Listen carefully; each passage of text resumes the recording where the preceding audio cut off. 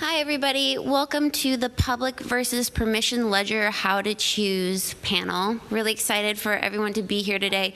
My name is Marissa Iannarone with Forum Solutions based in Seattle. I am a lead with the Hyperledger Healthcare Special Interest Group, and I help co-lead the Hyperledger meetup in Seattle. So that's where I am coming from. Really great to be here. For folks that are on social media, please use hashtag Hyperledger Forum and hashtag how to choose for this panel. Also, just a little bit of structure. I'm going to do a brief intro, introduce our amazing panelists. Thank you guys so much for being here. And then we'll do a 30-minute discussion, and then we'll have Q&A for 10 minutes at the end. We do need you to use the microphone for the recording for the Q&A. So I will be running the mic to you. If you can just be patient and hold your question until I get to you, I'd really appreciate it. One question, who was on the fun run this morning? Anybody? Anybody get lost like me? Because that was just me. Well, I made it, if anyone was concerned. I'm here. It took me a while. So I know that Brian in the keynote this morning mentioned that we didn't have to explain what blockchain is, but I thought it was actually a good opportunity to share a brief explanation that he gave at a World Economic Forum event earlier this year. And for those that know blockchain, I think it will be helpful as we go and educate others. But Brian said that blockchain is a nascent technology that allows us to solve problems that weren't possible to solve before. It's a little bit network and a little bit database, and ultimately allows a consortium of individuals to establish a ground truth without having a third party to make that determination. And today in this panel, what we're going to be talking about is really that consortium of individuals. So in a public ledger like Bitcoin or Ethereum, where basically if you have internet access, you can access that network, versus a permissioned ledger where only certain people can access the network, certain people can view the information, and only certain people can write to the ledger. Like Hyperledger Fabric and others. We know that there are trade-offs based off of what you choose, especially given your use case in scalability, security, and decentralization. And those are just a couple of things that we're going to be talking about today. So if I can ask a couple more questions, is there anyone in the audience that currently has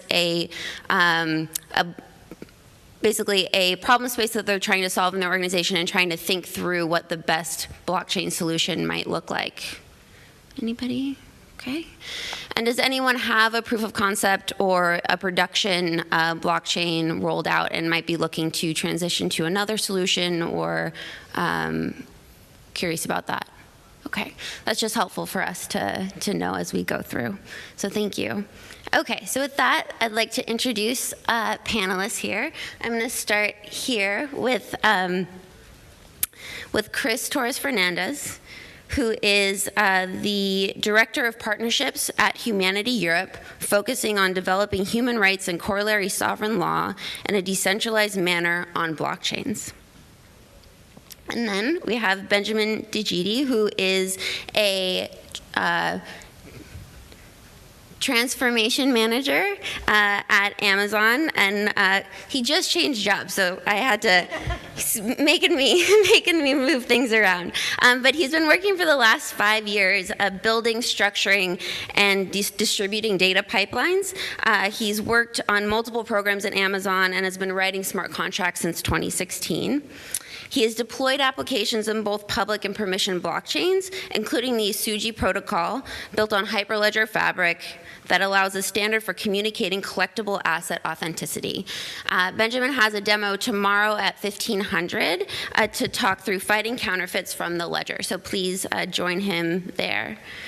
And then we have Vijay Bamdidibati from, you're so patient with me, thank you, from eBay, who is a member of the technical staff there and has been working in blockchain technologies, containers, containerized orchestration, security, and machine learning.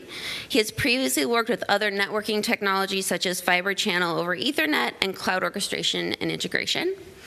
And then finally, we have Dr. Alice Sikovic, who is the CTO of Soromitsu Labs and an instructor at Penn State University. Alice has worked in technology and IT for over 20 years, and as the CTO is responsible for the contributions to the Hyperledger Roha project and other large-scale blockchain efforts. Okay. So with that, I would like to move into our questions. And Benjamin, if I may start with you. Love to hear your perspective on how do you validate the need for a blockchain with a problem space, and then once that is validated, what are the key parameters that you think about when moving into blockchain selection, public versus permissioned? So thanks for opening with me. You're welcome.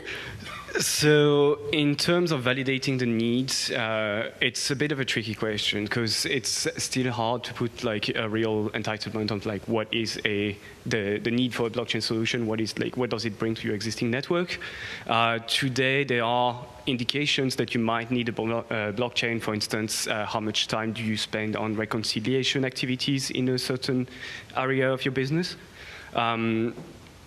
And you can look at other technical aspects, like do you really need system-driven consensus in your processes? Where do you like transparencies because of the multi-party nature of your network?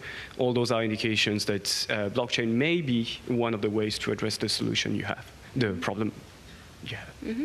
Great. Yeah, I think I'm less technical background. I have a less technical background, so I approach this question in a very pragmatic way. When I think is blockchain really the solution? First of all, you might want to identify an inefficiency in a process.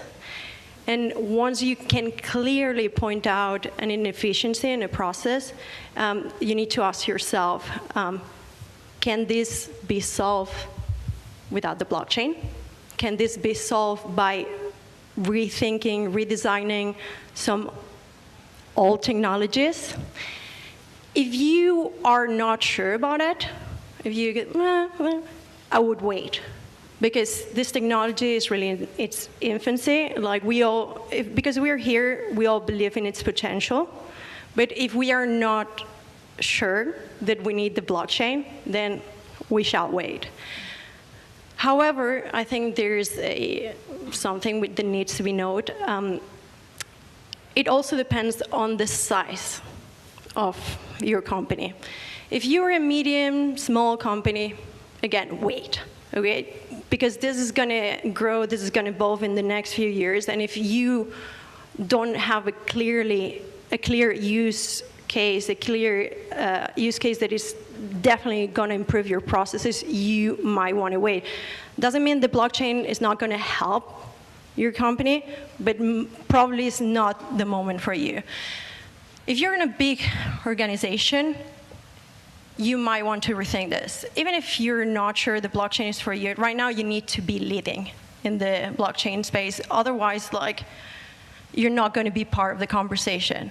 So you might want to start looking into blockchain, start looking into design thinking, start looking into how your company can take advantage of the blockchain. Yeah, I mean, I think the aim of the panel is that we are not all on the same page. So we have different perspectives. And I would slightly disagree with the wait part. So I think you should be looking into the technology, and the way to evaluate this is, I think we should start from the business side, because I hear some companies, well, everyone is doing blockchain, so let's do something on blockchain. That might not be the best approach. But I think I see the difficult part for companies is to actually find their use case. But you can look in several directions where the blockchain is always a useful technology that you might look into. One of these is when you have to cooperate with different partners outside your company. And then there are things like managing digital assets, digital identity, supply chain, and so on, where you can easily find a use case for you. I don't think the big, medium, and small companies is really the way to decide when you should enter the blockchain. It's mostly, what are your appetite, what is the critical thing for your company right now? I think I agree with most of what everyone else has said, but I'd also like to add from a technical perspective. I think there are two factors that one should consider when trying to determine whether they have to use blockchain for the business. The most two basic ones would be whether you want any sort of immutability at all. Now, there are databases which actually offer immutability as well. So how about that? What is then important is that you understand that the blockchain ecosystem has been created in such a way that you can utilize distributed ledger technology, or basically a technology that's very database-like in its nature, to establish an amalgamation of control flows along with data itself. That means that you can actually delegate authority. You can share authority over the data, over the operations over the data. So I think if your business is going to benefit by both of these, and if your customers are going to benefit, or your partners are going to benefit, and overall it's a good thing for everyone, then I think it's worth exploring blockchain usage for your business. Great, thanks, Vijay. And so to follow up on that, going back to kind of that public versus permissioned perspective, should a private organization only consider permission DLT solutions, or is there an opportunity to use a public blockchain in a private space? So no. I think there's use cases for a public, like at least a public implementation in a private company. The reason can be many and very use case specific.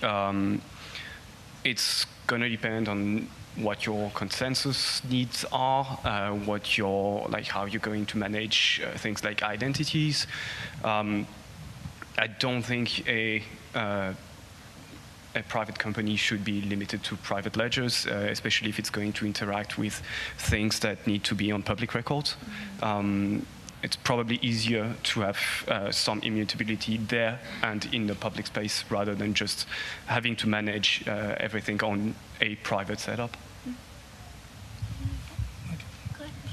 So I think it really depends on the business case, the use case that the company is trying to address. For example, if you take something like digital content publishing, which involves DRM data, you may want part of the data to be on a public blockchain, right? You may want the actual data to be either on a private blockchain or a permission blockchain, or even on a public blockchain, but in an encrypted manner. This can happen with storage or Sia coin-like blockchains, which are probably going to play a huge role in the future. I'm not endorsing either of them. I'm just saying that that's an approach that can actually become viable, depending on the business use case. I fully agree with this. It depends on the use case. So we as a company, Soramitsu, we contributed Iroha to Hyperledger, and we are still the maintainers. So most of our use cases are built on Iroha, obviously, which is permissioned. But we know today that at some point we want Iroha to also be a public blockchain. So we are looking today how to do that, how to change the blockchain, Iroha blockchain, to be able to support a public network at some point.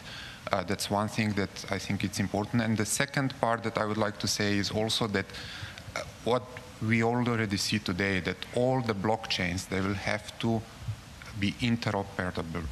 So we will have to bridge them at some point.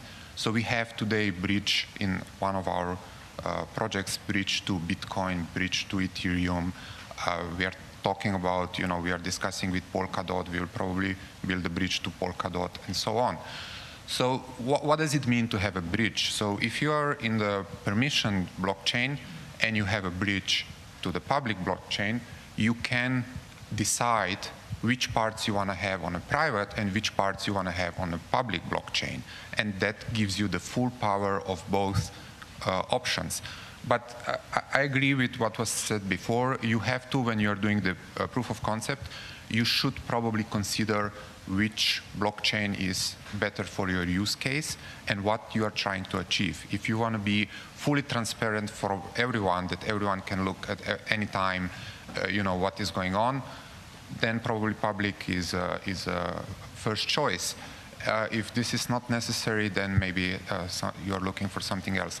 And just the last point that I would like to raise is you have to know why you are going to the public blockchain, because maybe also the question is how many participants I need in the private blockchain to have the properties of the public blockchain to some extent. Not all the properties, but if I have enough participants, maybe I can also achieve in the private blockchain what I want to see in the public space.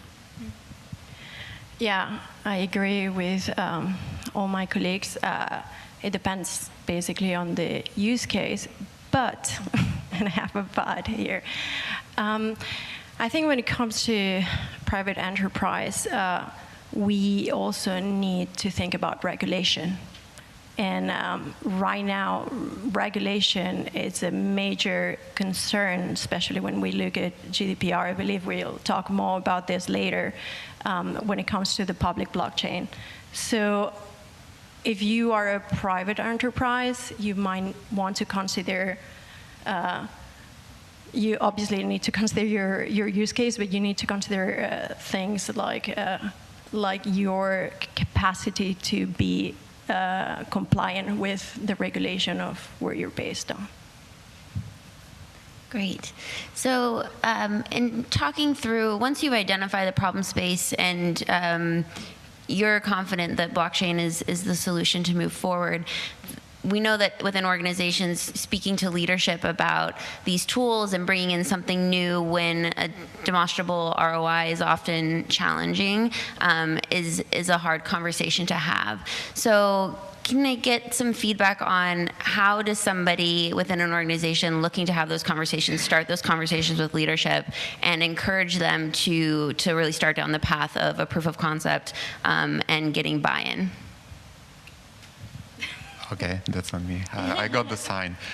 Yeah, I mean, I used to work for the bank before, and what we did is basically there was some budget for innovation, and then we would organize the hackathons, and we would throw the problems to the to the companies that wanna be part of the hackathons. But the very important part is that you have a member of the management board sponsoring that, going to the hackathons, giving up the rewards, and then when they see the results, he would be the one in front of the members of the management board saying, well, there is an opportunity in this, and also what you want to do then as a next step, you want to, calculate the return on investment on that project, and this is what will convince the management board, and that how you get the sponsorship.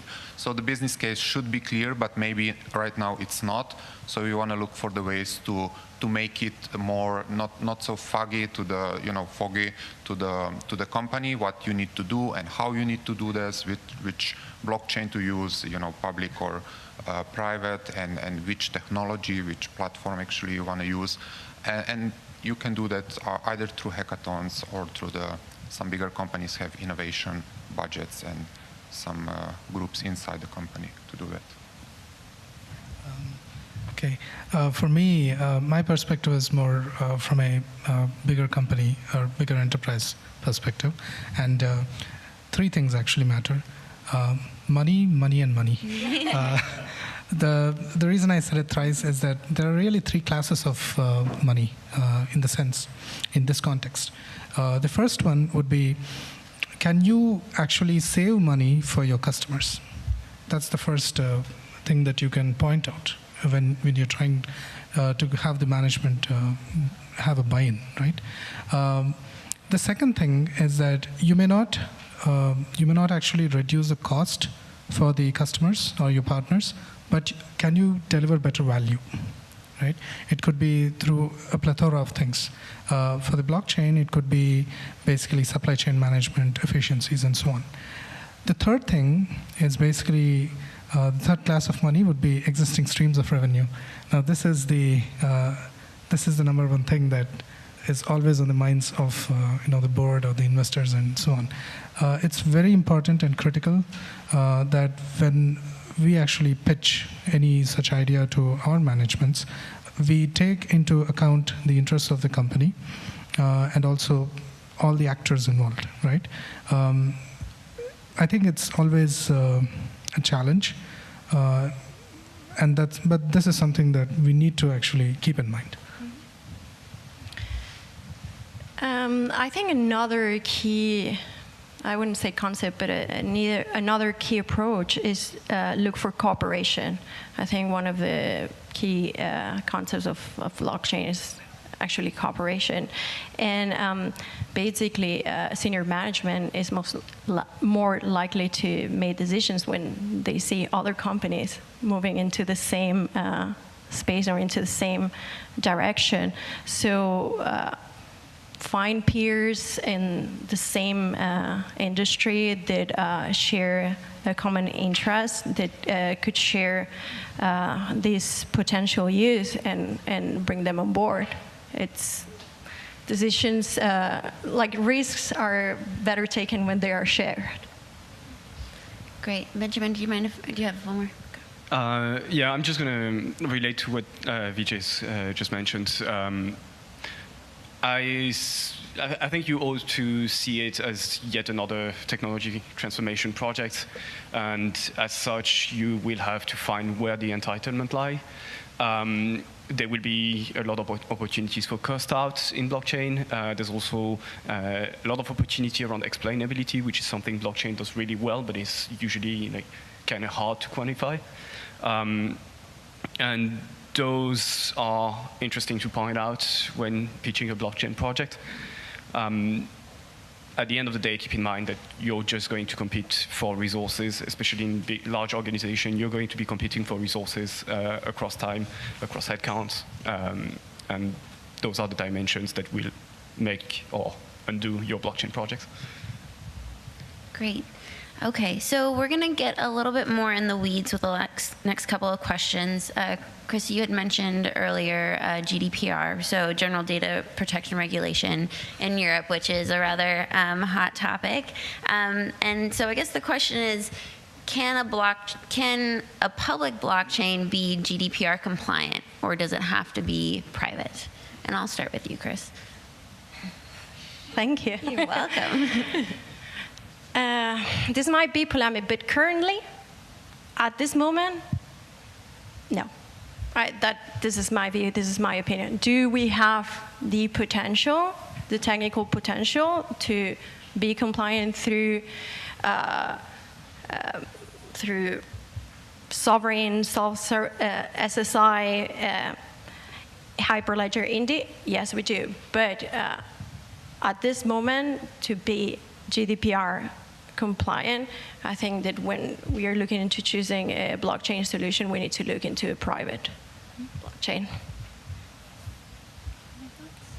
And I say currently, I just want to highlight currently.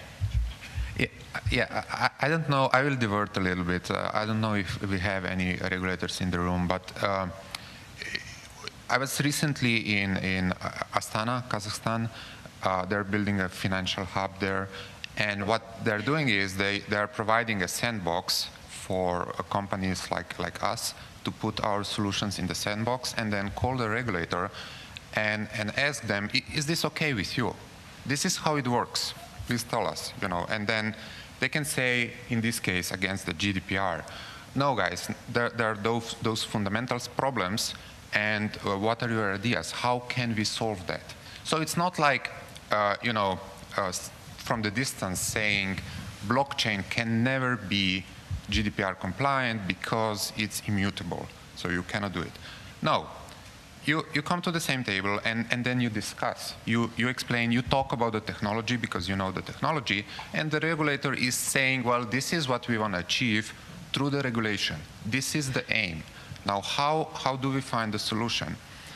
And I'm not saying that's the only way. Now, being more specific about the GDPR problem, I'm also an IT auditor, so I don't think the problem is so new. I agree that it might be a difference in permission or permissionless networks, but just think about the, the archive tapes of the backups that you have, and now someone asks you to delete this. How do you do that? I mean, in reality, we know the problem.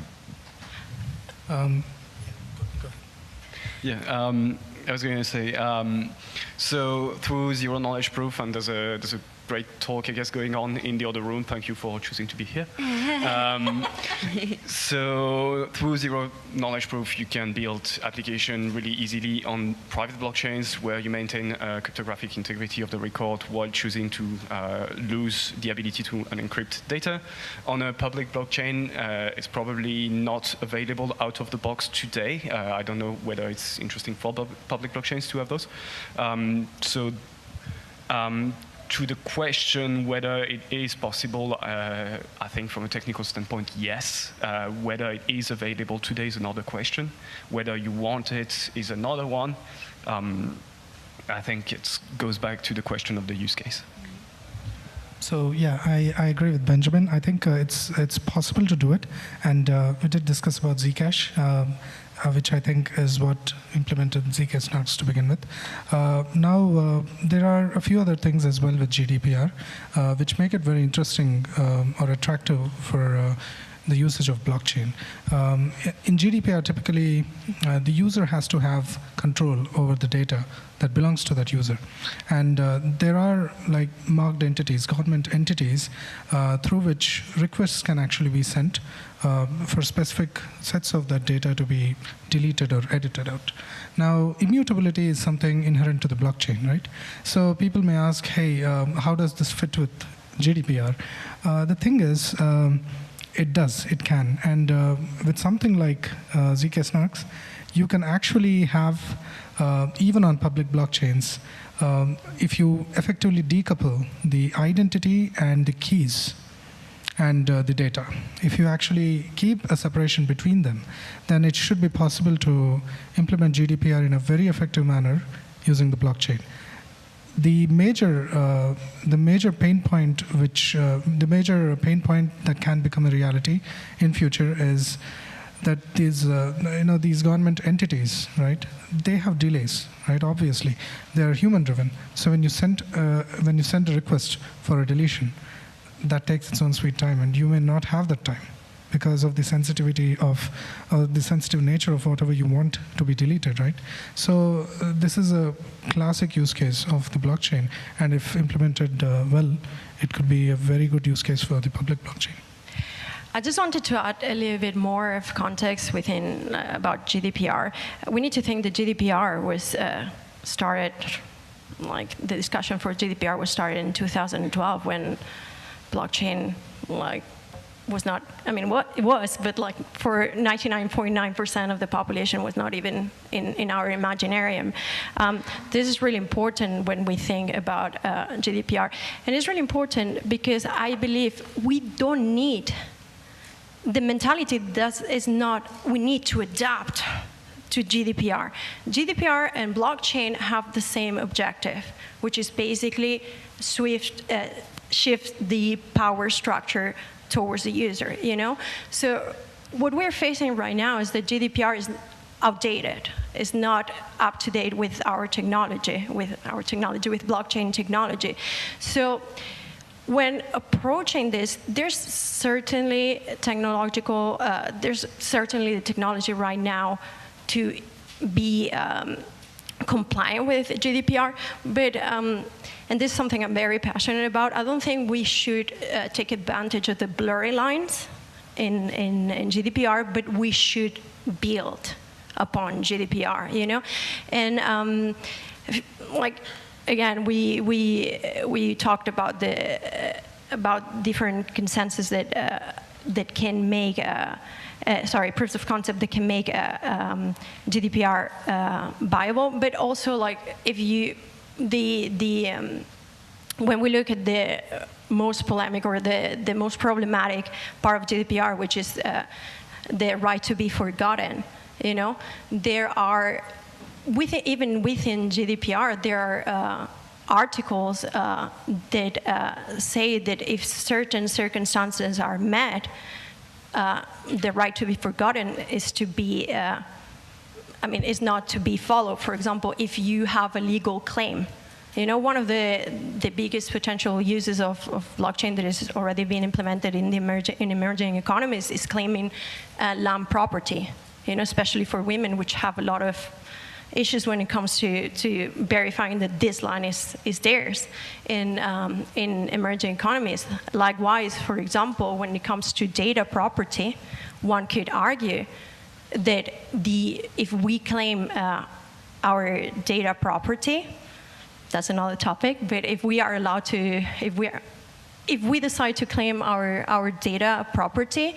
and record this claim in the chain, this should be a perpetual and immutable record, you know?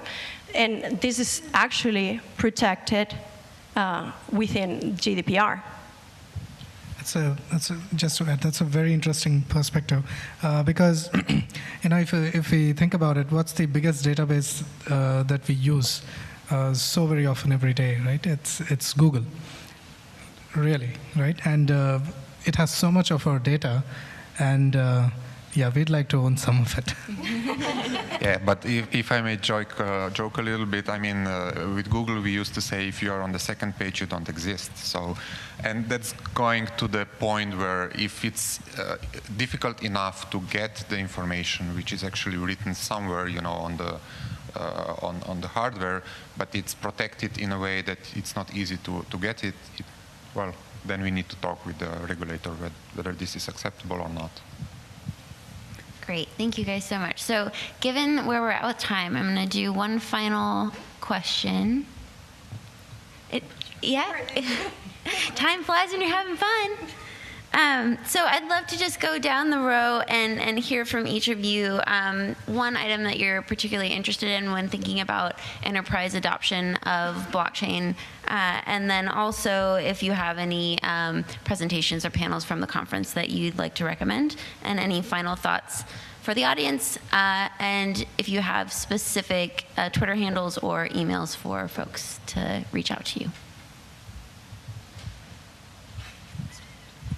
Oh, that's a surprise. Well, for us, it's very interesting looking into the KYC, what will happen with that one. That's interesting, you know. And then we are really looking into decentralized autonomous economies. So we are building something in this sense, DAOs, how this will go on. And of course, the smart contracts. I mean, they're really powerful, but now there are so many open questions that we don't know how to, you know, how to answer them. So that's also really interesting. Yeah, you can basically find me through email or LinkedIn. For the recommendation, I have a second panel in a few hours. So if you want to attend that one, I think it could be interesting. Sorry, I missed that. What's it called, Alice?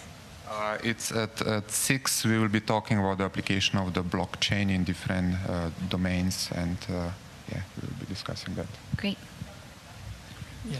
So for me, the most interesting thing for me currently is you know, private and permission blockchains, specifically in an enterprise. What are the you know, how especially a CM, and also a bit of tokenization, and how the whole thing can actually seamlessly merge into the crypto economy, because I foresee that that's going to be a major bottleneck if not planned properly, but also a major enabler if planned properly for every enterprise out there. It's a great opportunity, and I think we've got to focus on that. There's another thing that I'm pretty passionate about, and that I just spoke about that in the talk before the panel. So unfortunately, I can't recommend it anymore. But basically, it's to build all the tools, or you know, instrumenting your blockchain, paying attention to security, monitoring and resource allocation, and these kind of things, which will really help in building, the infrastructure that we need for a very powerful crypto economy of the future. Yeah, I think for me that's mostly the builder's toolbox. Sorry, we have that in common, so I think it's good. So everything around the builder toolbox, seeing like more managed solution, more libraries. So Ethereum already has very strong and secure and audited libraries. I'm looking forward to playing with OSA, the new Hyperledger library solution. On top of that, there's also everything around the analytics, because right now a lot of people just deploy a blockchain, but once it's deployed, then how do you understand what's going on? So yeah, all those are going to mature a lot in the upcoming months to years, and I look forward to it. So myself, I'm very passionate about data property. We've heard a lot about data privacy, data self-determination, but who owns the data? That's a key question. And I think it's a key question for those who want to, like for the organization, for the institutions like the European Union, who really want to shift the power structure. I mean, really, hopefully. And yeah, so data property within GDPR is my main focus, so you can reach me to talk about that. Sorry, I forgot to advertise my talk. So tomorrow at 3, and it's going to be around, it's a short demo around private data collections, which are a new feature in Fabric released in 1.2. And it's basically going to be around the use case of how you can use this to track counterfeits. Thank you, Benjamin. Thanks, Chris. So the panelists will be available for questions afterwards, but are there any questions in the room that people would like to ask right now?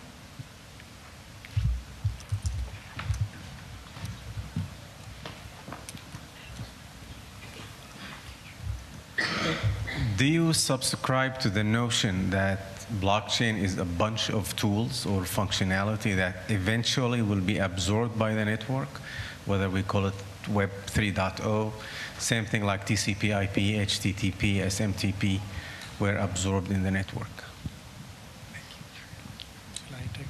Absolutely. So, yeah, I think that's where it's headed, and probably around, I would estimate that in 5 years from now, you'll see the first set of tools completely being used, and probably in 8 to 10 years from now, it'll be like no one will even know that the blockchain is powering all this. It'll be so seamlessly integrated into absolutely everything. The only challenge that I see is how it'll integrate into the economy, very specifically, fiat currencies, and I think it'll be worked out. I think, I think this is the best outcome. I think this is the outcome that we all hope for. Yeah, I would just like to add to the fiat, because we are in the we are building application for the financial industry. We see a lot of interest with central banks.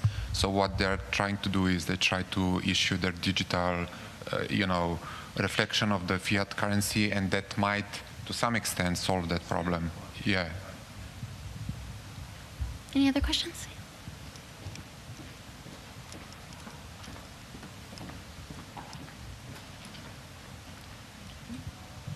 I have a question, probably mostly for BJ and Benjamin. As you mentioned earlier, it's opening a new space for solving problems that couldn't be solved before, especially for safety and security and rules of origin, those type of questions. Is eBay or Amazon doing anything in this space? And is there any collaboration with the government? Yeah. I can't answer. I'll pass. I'll pass it back to him. I mean, sorry, I don't think we can answer that. Yeah, I mean, I'm here as an enthusiast, so don't go generalizing anything I say. From an Amazon perspective, you have all the announcements from the reInvent that were basically given. From an internal use case perspective, I won't talk. Chatty Cathy's. Okay. But nice try. Question here? Hi, so my question is regarding when you're talking about implementing blockchain solutions in an organization, especially in a big corporate, do you think that there's any changes needed to restructure the governance? And also, when joining a consortium like Hyperledger, for companies especially, they're competing against each other, all of a sudden they're collaborating together, working together. How is it, how they're working together towards a collaborative objective? How's the goals aligned? I can take a stab at it. There's a recent example of Maersk. I don't know if everyone's following it, but it built a permission blockchain, and it invited all its competition to join in as partners. That didn't go too well for the partners. But that's just a case in study.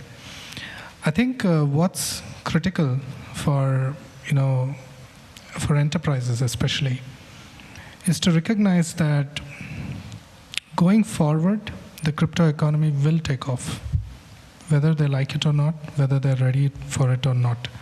So they should be ready for it. As far as the governance model goes, I don't think any major changes to governance with respect to how companies are run today is required. I don't think it's required. What is required is an identification of what control flows are most important to the companies themselves and what data is most important to them. And if they get to a point where they'll collaborate, right? I think it's going to start off at points that are common to both. For example, suppliers that are common to both, partners that are common to both, or when I say both, I mean just, there can be more than two. But, identifying these flows in the beginning itself, and then having a very clear set of goals will help build, it'll help both in building better solutions as well as, equitable and fair solutions, in the sense, if there is one partner that is contributing a lot more, right, and is driving a lot more, then it's actually important for them to ensure, to be smart enough to derive more as well. We've seen this in the corporate world a lot. One of my ex-companies, Sun Microsystems, right? As an example, I just remember it. Brilliant company, did a lot of beautiful technologies came out of it. However, was it able to derive a lot of financial gain from it? That's kind of dicey. Maybe, maybe not. But that's just an example. I think it's really driven by commerce, right? So the governance should kind of be careful. Not too careful, but they should be careful enough to protect the interests of their investors as well as their employees and everyone else involved. At the same time, they've got to push the boundaries. I don't know if that answers your question fully, but that's my take on it. All right, folks. Well, we are at time, so thank you so much. Thank you to our panelists, and we'll see you in the next couple of days. Thanks.